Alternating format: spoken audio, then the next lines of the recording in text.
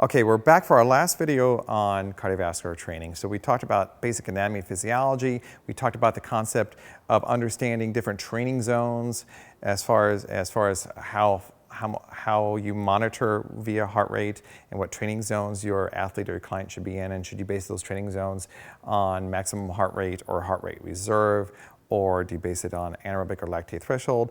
Part of that depends. We're going to find out when we get to program design as far as what are their goals, what equipment do you have.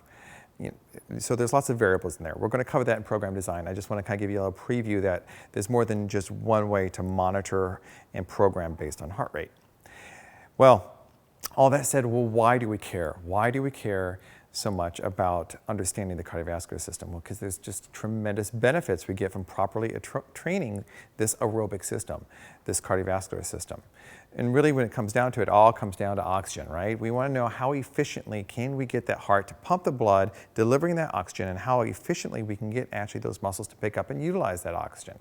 So what we want to see is an increase in that aerobic capacity, that VO2 max we talked about. So if we look at this little chart right here, it just shows pre-training and post-training about a person and their VO2, their amount of oxygen volume that they can deliver per minute, right, per kilogram per minute.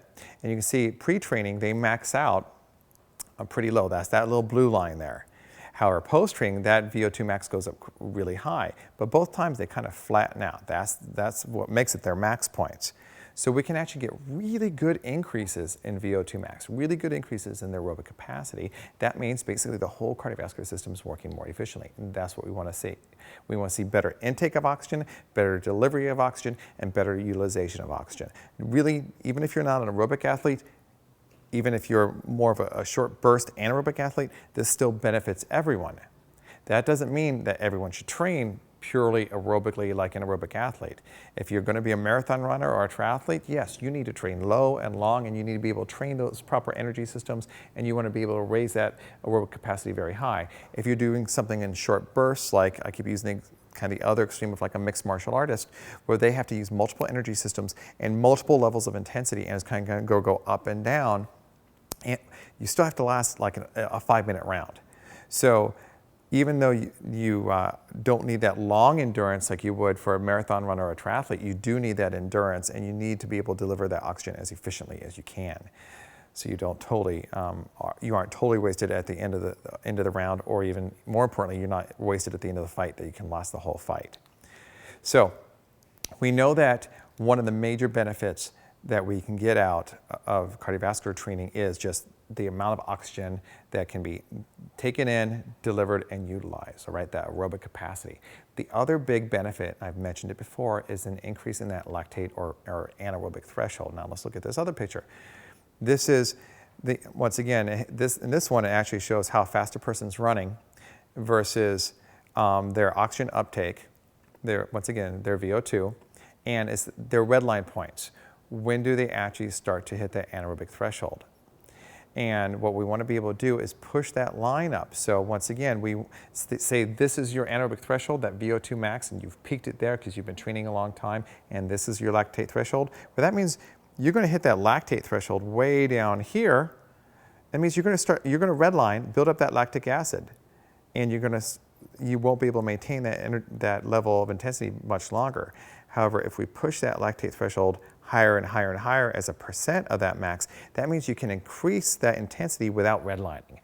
So those are two major benefits from cardiovascular training: increase in aerobic capacity and increase in lactate threshold as percent of VO2 max. As far as other benefits of traditional cardiovascular training, those my little air quotes. I don't know, no one uses air quotes anymore. I still do, I'm old school, what can I say? All right, traditional cardiovascular training, well, if you go low and long, you're gonna, and so in other words, when I say low and long, I mean low intensity, long durations. That's that aerobic energy system. You're definitely gonna see those increases in the aerobic capacity. However, you're gonna be training mostly those slow twitch type 1 muscle fibers. And actually, believe it or not, you don't think of endurance athletes getting muscular hypertrophy, but those type 1 fibers do hypertrophy. They do get bigger. Not as big as those type 2B fibers, all right, that you're going to use explosively, or even the type 2A fibers. But if you do endurance training, if you're like a triathlete or marathon runner, once again, I keep going to those extremes, you're going to get hypertrophy because you're focusing on those muscle groups. But that's another reason why if you're not that type of an athlete and those aren't your goals, that's probably not a good thing, okay? If you're, I'm going, my other example again, mixed martial artist. If you're a mixed martial artist, you don't want to be training those slow twitch fibers, you want to be training those fast twitch fibers. So that should not be a major component of your training, if any at all. There are other ways other than low and long to increase that aerobic capacity. So if you increase that aerobic capacity, what happens? And you increase the anaerobic threshold. The cool thing is you get increased fat burning efficiency. You actually become a better fat burner the more cardiovascularly efficient you are, which makes sense. Fat can only be burned aerobically, right? Fat can only be burned with oxygen. Well, if fat can only be burned with oxygen, the more cardiovascularly efficient you are, the higher aerobic capacity, the easier it is for you to tap into those fat stores. You have an enhanced ability to mobilize the free fatty acids, the ones that you can use for energy, which is, once again, a good thing. Another thing that happens the more cardiovascularly fit you are, and this may seem weird, but you actually get a decrease in exercise heart rate. In other words, if you go and do the same workout and over and over and over again, your body eventually adapts to it.